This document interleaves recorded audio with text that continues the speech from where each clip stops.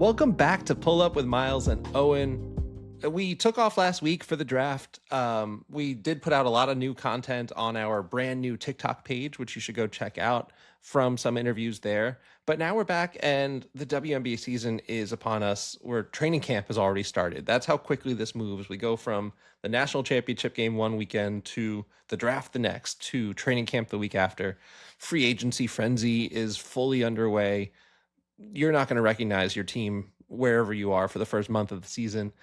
But we're excited because just the 30th season is upon us. And we thought that a really great interview, a great person to have is both a super fan of the WNBA and just somebody who you are going to recognize either from her outsized influence on social media to just her gorgeous photography that we get into a bit. You might know her as Queer Latifah. You might know her as the Afrocentric one. Deidree Golbourne joins us and talks to us about her journey into the WNBA space and her unique perspective. And I was really just very happy with this conversation. So let's get right into it. Welcome back to Pull Up with Myles and Owen, episode 79. We are just chugging along. Today, we've got a new friend of the program, but somebody that we've wanted to have on for a long time, Deidree Golbourne, financial advisor of Dei Dream Financial, a cultural historian and storyteller. You know, hashtag DEI film, but you might better know her as Queer Latifah on Twitter, the Afrocentric one on Instagram. Deidree, thank you so much for pulling up with us today. Thank you guys so much. And you know, the funniest part about my film is that it's actually day film because it's like, oh my God, I never knew that. But my enter into working into anything, I actually worked in diversity, equity, and inclusion. So it's the one play that I'm okay with people's saying inclusive, diverse, and equitable. So we love that. And we have to start with the photography. I mean, we just had the WNBA draft, and you might have had one of the most incredible assignments one could have on a day like that. You get to follow around the goat, Sheryl Swoopes, and literal goats too. And literal goats, and be her photographer for the day. What was that experience like? How did that come about, and what was that like for you? Well, first and foremost, shout out to the creative director of the WNBA, Candace, who I had pitched something for the season to her. And this is why you do pitches, and this is why I tell myself to do more pitches, because even if, we're still trying to work out stuff for the season, there's always an opportunity that aligns. And I appreciate that she and a multitude of people now are really accepting and, more importantly, understanding of the necessity of film, because everybody shoots digital, but there's something, a certain grain, a certain liveliness that film brings. So it was not only that I was Sheryl's photographer, I was working with a multitude of women that really wanted to bring this project to life. It came out beautifully. The video, shout out to I can't say everybody on it, but shout out to the videographer, shout out to the audio tech, shout out to the entire crew that was there. But it got to a point that I was taking pictures of Sheryl, and she was like, "Can you take pictures on my phone? Can you just take pictures? Can you send it to me?"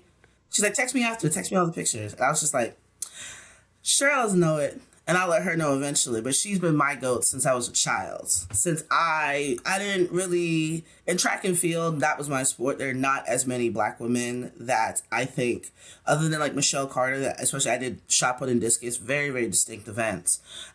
So I always knew who Sheryl Swoopes was. So imagine you're just walking around with your GOAT. She's walking around New York City. People are saying what's up to her. People are hugging her. People are coming out of work. And people are like, "Oh, I can't wait to watch the draft tonight." So it was just a full circle moment in regards to that. And I loved it. Sheryl is also one of the best people I think anybody has ever worked with. She was just going with the flow and really making sure everybody felt really, I guess, involved. But also she really, really cared for the GOATs.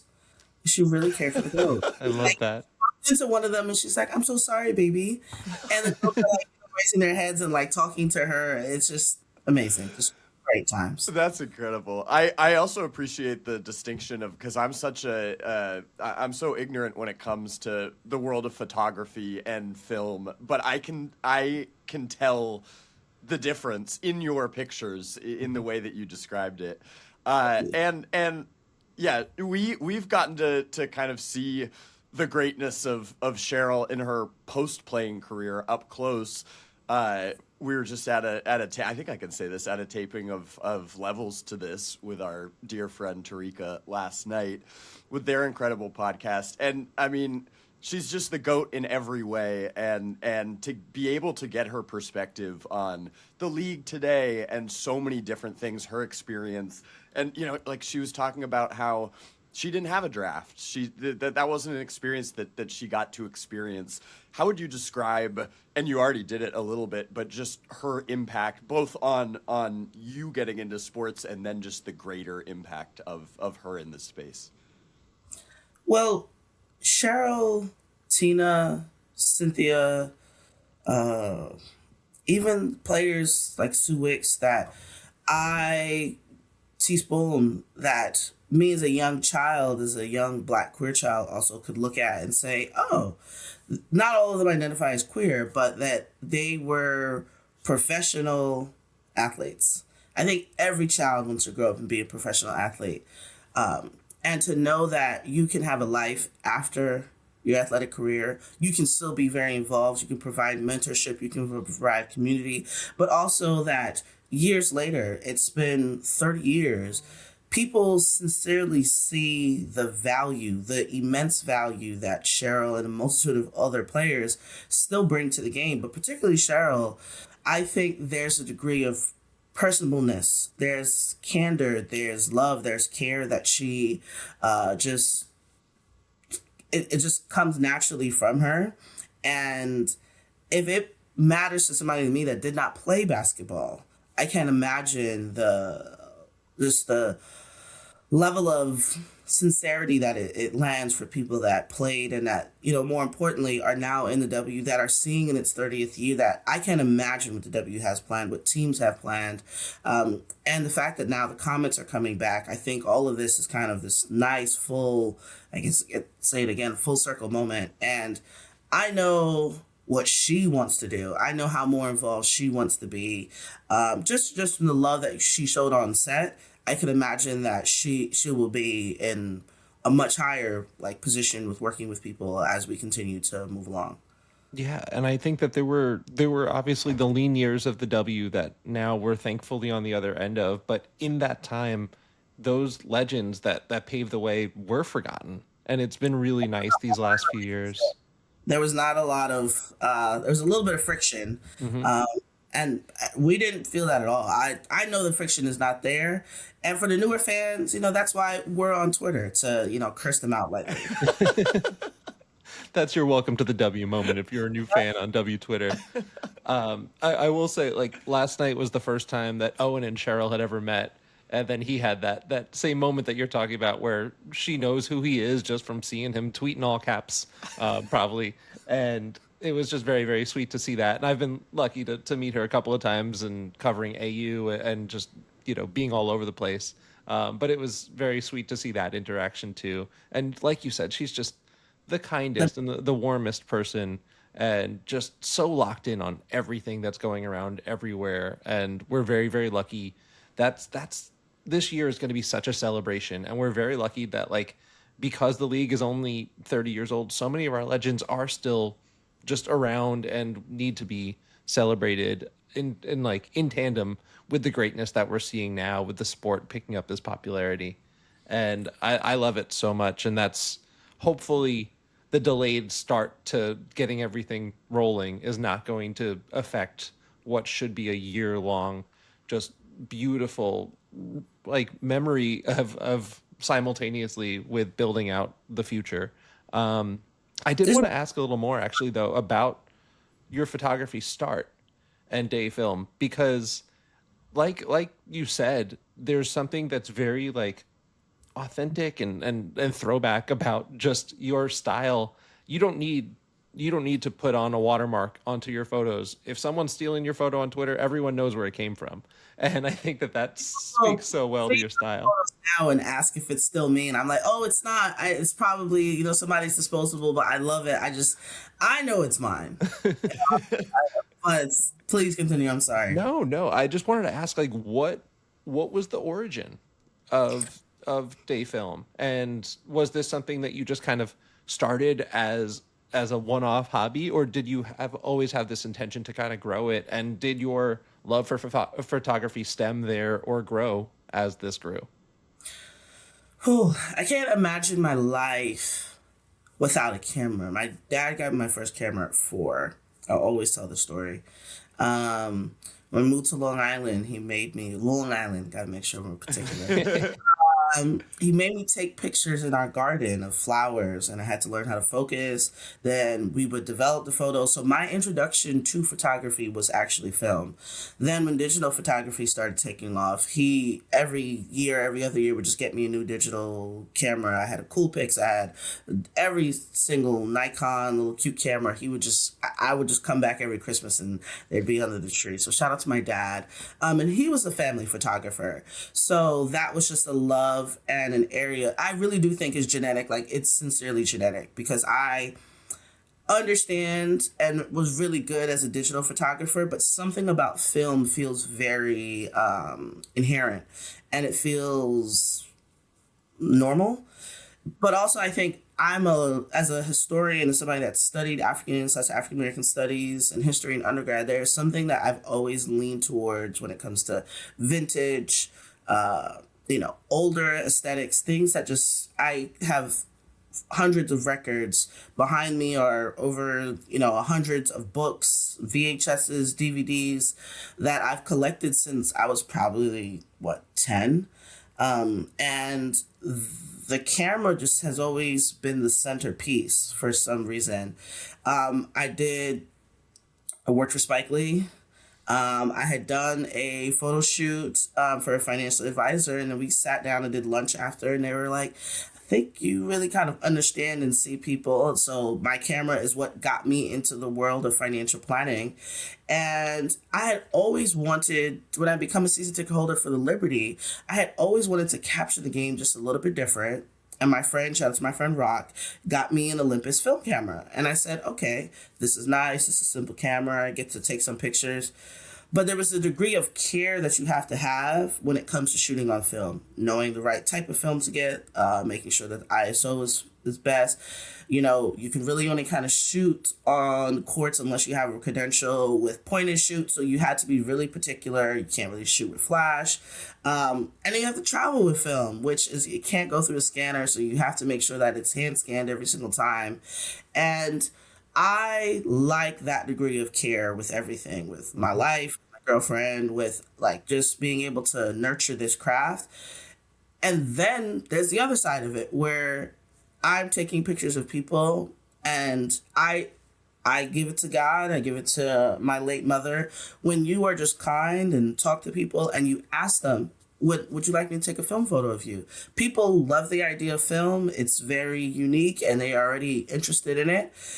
And then you're able to produce such really good photos. People then know you for it. And that's just kind of how it's worked. I've just been taking pictures of people, and then it ended up with, photo shoots of Asia Wilson, and then it ended up with, working with the WNBA just, on Monday. And I don't know. I don't really kind of have a full understanding of how we got to this point, but I do know that allowing people to feel seen and feel safe is important when it comes to capturing.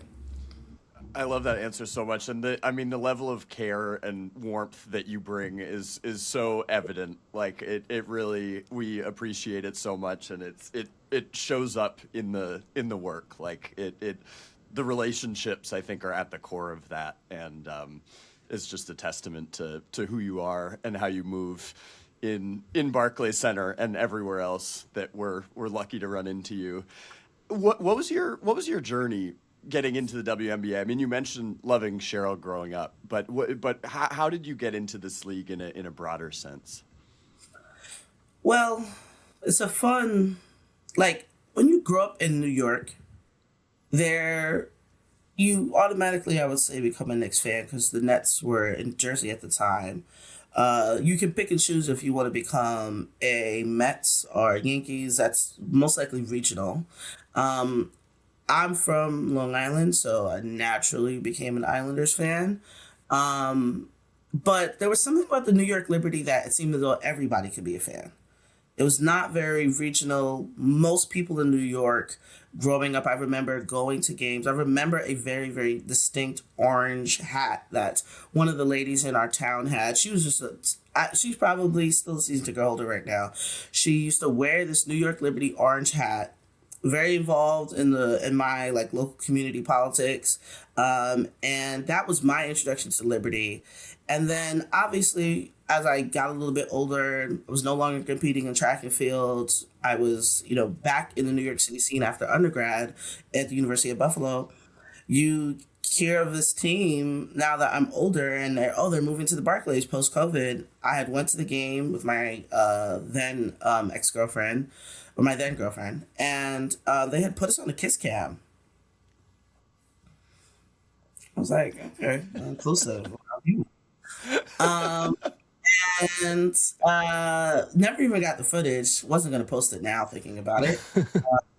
But I then have followed back up with a person that had worked there, a lovely black woman who made sure that I was, she directed me to reach out to them correctly. I find out that they were doing season tickets, 2 courtside seats for 5,000.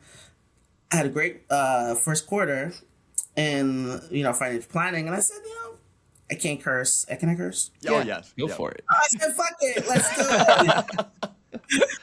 And I got 2 seats courtside, and it's funny how it all worked out because right next to me was Grady, and then Ari was a little bit further down, and then you start to build this community of people, and that's just how simple it was.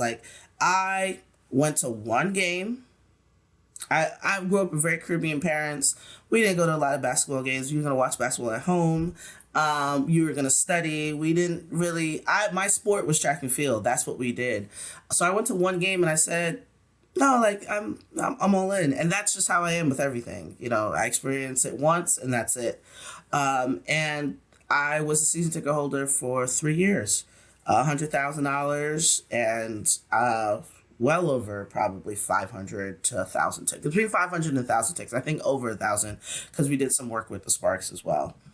So, yeah. Well, I wanted to ask specifically about that. That's such a great bridge because you talk about how you went to one game and you were hooked, and you've now with Dei Dream Finance brought clients to games. I know, and we all talk on this podcast all the time about a couple of episodes back we had on the owners at Blazers, the new women's sports bar.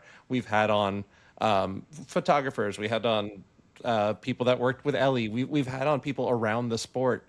And the question that we always get to is how in your small corner of the WNBA universe are you growing out the game? And is that something that you've looked at? Because you are such a strong advocate for the WNBA, both online and off it, in terms of just how you're presenting and how you are representing the league all the time. How do you kind of look inwardly and say, I've worked to grow this game, and what are some ways that that's happened? I've always felt that my life is of service. It's the rent we pay for living on this earth. Shout out to Shirley Chisholm, Bajan Bed-Stuy, councilwoman. So that was my service to the game. I know financially, if my tickets were only 5,000 a seat, that's I had a little extra money, and I said, let me get some tickets for clients, and my firm was completely for it. The first season, I think we had 10 tickets, and we used to pack out a row every single game, and we brought kids to games, we brought families, and I would tell people, when you're in the game, people would be like, oh, I've never been to a WNBA game. I was like, once you're inside, especially the Barclays Center, you're going to have a time. Now, it helped that when we added on our tickets, it was also when we got Stewie, when we got John Cole. So everything changed that season and moving forward. And it was, I will say, one of the best things I've ever done. When people are in town and maybe they want to go to a game and I know them closely, I say, here's 2 tickets, go enjoy yourself. Clients always get access for free, but that is the community. That is the our job as, I think, those that are wealthy, those that have access to wealth, those that can do things. You are supposed to provide. Your life is supposed to be of service to make sure other people are taken care of, because I'm taken care of. I have no real worries. And I think that is how I also give back to the game. And it wasn't just the tickets. We also, every single season, I just thought about it. I'm going to have to start to buy, the League Pass for people, because if people want to see the game and affordability is an issue, there's more than enough people to kind of bridge that gap. I think people are not willing to do it because personal reasons, selfishness, but it's never been I guess I never really thought about it. Like, you bringing it to my attention just now, I just thought that's how you give back to the game. That's how you do what's necessary. I just said, like, let's do it. And I did it. And I was like, well, let's do it again. And now we're going on tour. So we're really about to do it. All 50. I love that answer so much. I hope that we clip that one. I mean, it's gotten tricky now in this vein, because people are getting priced out, and the Liberty had an instance where, you know, the playoffs were coming around and all of a sudden prices were going up, and this is a fan base that is diehard. As you said, the vibe in there is special. It's unique, and there are a lot of people who have been with this team through the Westchester days and back all the way back to the MSG days, and it's happening across the league. That this is kind of a byproduct of the immense growth that we've seen in the last few years. How do you reckon with that? The good of the overall growth of the league, but the frustrations with prices going up and maybe the crowd not being able to be what it could be because it's only affordable to such a small percentage of people now. That small percentage is most likely going to be white. It's going to be corporate. Yep. Nothing against, you two white men. Please, never. But it's going to be white, it's going to be corporate, and it's not going to have personality. Yep. I remember going to my first Liberty game, and also just like my first season as a season ticket holder. And what I loved was seeing Black dads, particularly Black dads with their children. Black moms with their sisters or cousins in town, or it was a family affair more than anything, and eventually the slope will downturn. The team will no longer be good, and just like a pendulum, it will always switch in the other direction, and they will have to put more efforts in to bring back in true and authentic fans, because it's not that corporate people aren't. It's that they see this as a business opportunity. I myself I cannot lie and say I did not have business interest in this, that I did not understand having courtside seats would not be beneficial to Dei Dream Financial, that, the best clients got to come and sit courtside, or those that I know were doing the really good financial work got to come and sit courtside. And that segmentation matters because it's necessary in business, but everybody still got to go to a game with me. It doesn't matter how much money you do with us. It doesn't matter. You got to go to a game. And that is what I think is going to be lost, because having true fans in the 200, I don't really think helps. And to think that I got priced out and I comfortably was paying $20,000 to $25,000, including playoffs.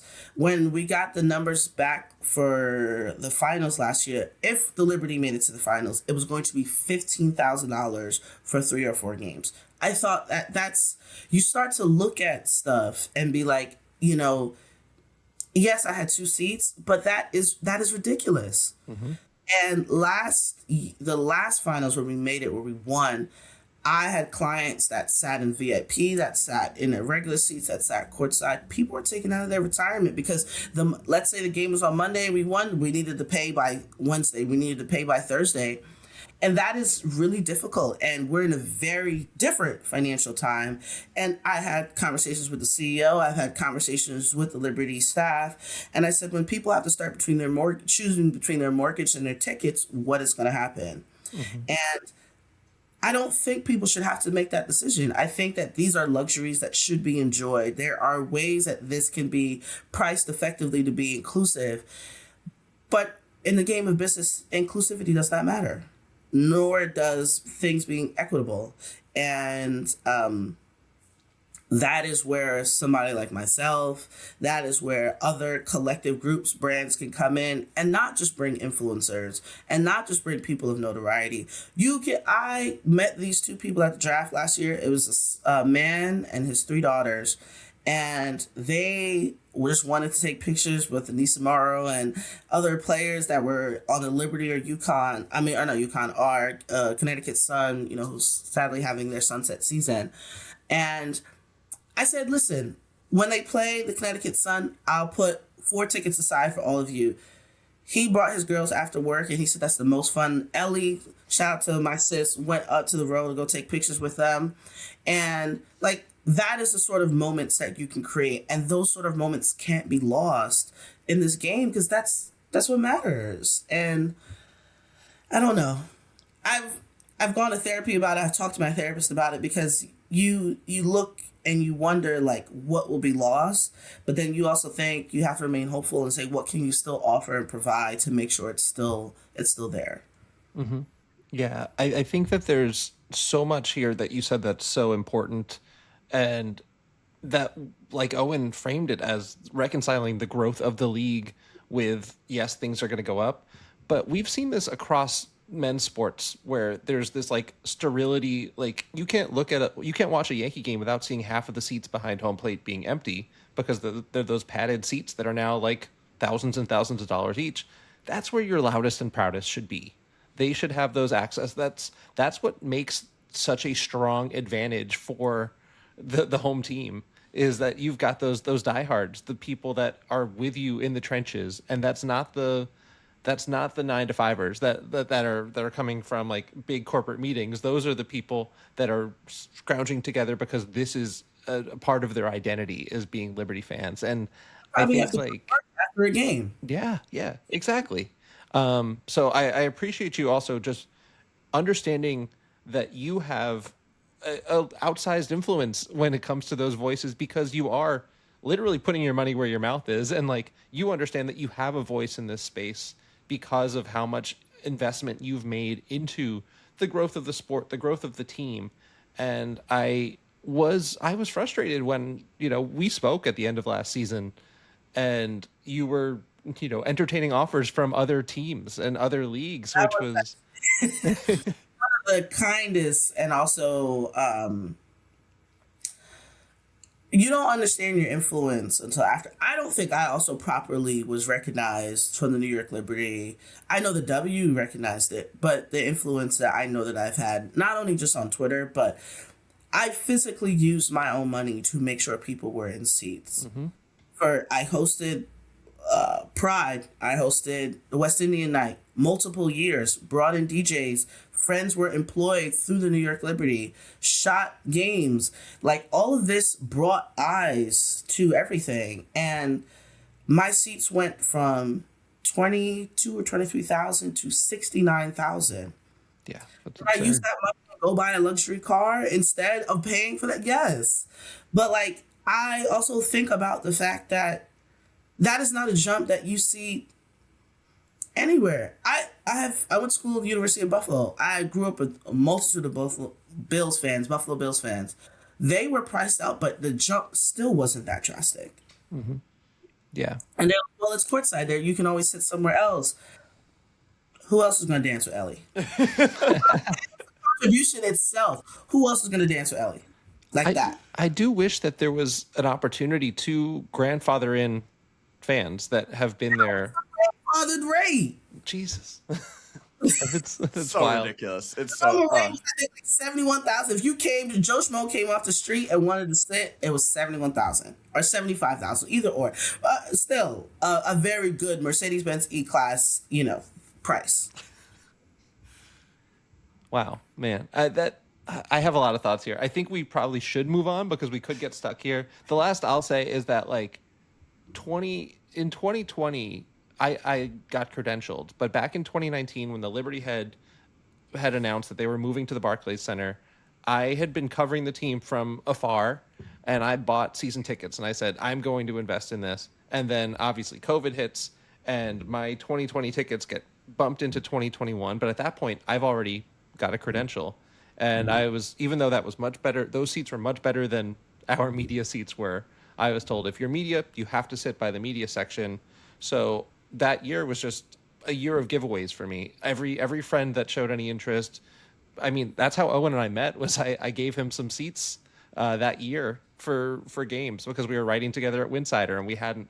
But like that experience of kind of being able to draw people in was really, really great for me. Now I got way too many people asking for tickets, and I don't have that plug. I'm not the plug for that. But I thought it was Ticketmaster during the finals. Jesus Christ. yeah, no, I can't imagine. And also, like those seats that I had were like right behind the bench, and I was paying something like $30 a game or something like that. It was affordable. It was in a way that it's not now, which is good for the growth, but bad for the game. Bad for the fans, and I just hope that we can kind of find a way back. And unfortunately, if you just look at basic economics, it never comes back down. So that's kind of the floor. Every time there's an increase, that's the new floor. It will though, because that's also not how the pendulum in sports works. Because it will never come down to the point that it was before, but it has to come back down eventually because they will eventually work to make it more affordable to make sure people are there. There are not enough seat fillers. And I laughed when I was talking to folks, and I say, like, we didn't have the best season last season. People were injured the majority of the season. People still came to games because they love the Liberty. But if we end up in a place, and I pray to God we don't, that it's really not good. Like, counterpart teams that, also play at the Barclays Center or in any place. What happens? Because I still get calls. People still call me, say, hey, we have a baseline available. We have this available and stuff like that. So seats are available. I'm just not paying $30,000 for them. Mm-hmm. I wanted to move us a little bit to a different frame of questioning, but in this space, you are known as Queer Latifah, and I have seen multiple instances where people get really, really mad at Queen Latifah, and that you're kind of absorbing that. What is your favorite of those mistaken identity instances? Okay, so have y'all seen the movie Set It Off? Wait, was that a Netflix? I feel like I have seen that. Set It Off was this is how I know y'all are white. Is Jada Pinkett Smith, Vivica A. Fox, Kimberly Ellis, and Queen Latifah. This white man said, I'm not here to set it off, but Caitlin Clark was one of the best basketball players, and I didn't even reply to anything else that he said. I said, I'm not Queen Latifah. That's an R. It's an R. Let's try and understand our letters at this point. And I think that was probably the funniest response. Like, people were my friends, folks, it went viral in regards to the response because I don't have a lot to say other than the fact that I'm not Queen Latifah. As a East Coast girly, Queen Latifah was that's our girl. But I am just doing a play on it. I said it once, I changed it once, and it kind of stuck with it, and then my following grew, and then I was like, well, I can't change it now. Unless I get a cease and desist, please, Queen Latifah, don't. But I think at this point she kind of knows. That was probably the funniest response. I would say the second funniest response, which had nothing to do with Queer Latifah, but had to do with my influence on Twitter. This girl I don't think she like did it, I would say outrightly. She got a little crazy with me about something, and I had to remind her that I took the photo that was her icon. I was like, I remember that. I remember that too. Yeah. and I'm very calm. Like, y'all can see me now, I'll be kicking and laughing, but like, I do have to turn it up sometimes. Yep. And I remember her. Everybody came out the woodworks, and sometimes I don't want things to get to that point, but I will just say like a short, very straightforward response, and the folks will just come. It will just be a ruckus of applause, and I'll be like, "Oh Lord, I know this." And then she made her tweet private, and then she changed the icon. And then I screenshot it. I said, "Don't run now." And then people are like, "Wait." Then they started tagging her. I said, "Wait, y'all have to check." Because I think you also know I get attacked very often on Twitter, especially from Iowa fans, Fever fans, or those that claim to be of either of those domains. I get a lot of hell, but I appreciate the backup that I have from y'all. Yeah, Always. of course. And you also finally met Queen Latifah last year. What was that moment like for you? Well, I will say, as a lover of romantic comedies and as just a lover of Black films, that was an amazing moment. I think everybody deserves to meet Queen Latifah. She smells great. She's very sincere. Her skin looks amazing, and her hands are very soft. But Queen Latifah and I have a shared connection in the sense that both her mother and I had illness called scleroderma, which is an autoimmune illness, which then progressed into congestive heart failure. And then both of our mothers sadly passed away from it. So we got to share that moment. And she asked me, she's like, I'm so sorry that, your mother had a similar, illness. And, she had asked me, like, was she okay? Did she make it out? And I was like, no, she sadly passed away. She was like, the same thing for me. So, like, there's that shared connection. And I guess for people there, like, oh my God, you got to meet Queen Latifah. But, like, I'm always deep down at the end of all of these moments, all of these photos, all of these Twitter interactions, there's something still very sincere in those moments for me. And I try and walk away with something for myself. You always got to leave with something for yourself. And that was why I did it. I shout out to the Brooklyn Nets Liberty staff that also was catering to her that day. She did not want to take pictures with anybody. She did not. Shout out to Imani. Shout out to everybody that, like, I know that they were like, here she go. But that was something for me. That meant a lot to me. And I'll see her again in other games.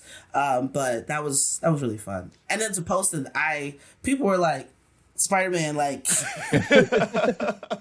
It was a fun day, and I know that she'll be at more games, but also we need our All-Star. Mm-hmm. Yes. Yes. And if the Liberty make it, I think it will be that. I love that. And that leads me perfectly, the sincerity element, perfectly into my next question, which is, what is one of the interactions that is most memorable to you in this space in terms of something you got to take away from it, for yourself, given that you've been able to meet just such an immense number of incredible people? I will say meeting Queen Latifah has to be one. Yeah. This is going to sound funny because it's not exactly like the most sincere, but it was just amazing. Jackie Chan at a game. I just imagine standing. Rush Hour 2 was my favorite movie growing up. Mm-hmm. So him just walking by, I was like, Lee. He was like, Carter. And I was like, oh, I can't wait to tell my family about this moment. But man, oof. It's kind of like, who have I not photographed that I think the only person I'm missing is like the Obamas that I would love to photograph, maybe Oprah. But I've taken pictures of people that are low-key, high-key. Oh, I will say, my girlfriend meeting Misty Copeland, because my girlfriend is a dancer. And I know that meant a lot to her. And she didn't want a picture. She just wanted to say thank you. Misty Copeland is also one of the nicest people, will always take a film picture. Who else did I meet that I really love photographing? If it is a Black woman and I recognize her and she feels seen behind my film camera, that those are the most sincere moments. And it doesn't matter if you're a celebrity, it doesn't matter if you're a creator, influencer, or if you're just a fan. Like, I just love to be able to photograph people and give people that moment. I'll just tell people that they look really good. I'd love to take a picture of their outfit, and you see how their face just brightens up. They just feel a lot better about themselves, and I think people should feel like that every day if they could. That's a perfect place to wrap us. That's a great response. And obviously it goes back to the full circle conversation we've been having about just the genuine way that you are engaging in this space and that you are just seeing people for who they are. And Deidree, we're really grateful that we've gotten to know you in this space, and just want to say thank you for taking the time. And we're going to see you everywhere because you are everywhere. And we've got a couple of photos from you that we have one from the 2023 draft, which is maybe my favorite photo of the two of us. I have a new photo for you guys. I have to show you and send you. I've just been so busy. I'm sorry. Oh, no, not at all. Well, I'm looking forward to it. It's really good, though. And it's also like, oh, and you can see the real ginger in your beard. I love it. Oh, I can't wait. Thank you, Deidree, so much. And we'll see you soon. We appreciate you. Thank you, guys. That's it for this episode. Thank you all so much for listening to Pull Up with Myles and Owen. We are so grateful for every time y'all download, like, subscribe to our YouTube channel or to our show on all the various podcast platforms. And if you want even more from us, please subscribe to our Patreon page, Step Back with Myles and Owen, for some very exciting bonus content. We got uncut interviews with players, in-depth analysis of everything women's basketball. Go check it out. You can follow Pull Up with Myles and Owen and leave a rating and a review for us on your podcast player of choice. And follow the podcast on Instagram at Pull Up with Myles and Owen.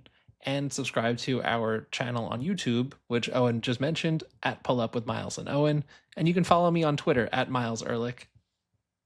You can follow me on Twitter at Owen Pence. We will see you next week. Pull Up with Myles and Owen is hosted by Myles Ehrlich and Owen Pence. This episode was written and produced by Myles Ehrlich, Owen Pence, Molly Socha, and Kevin Kdot Lewis. Molly Socha is our executive producer.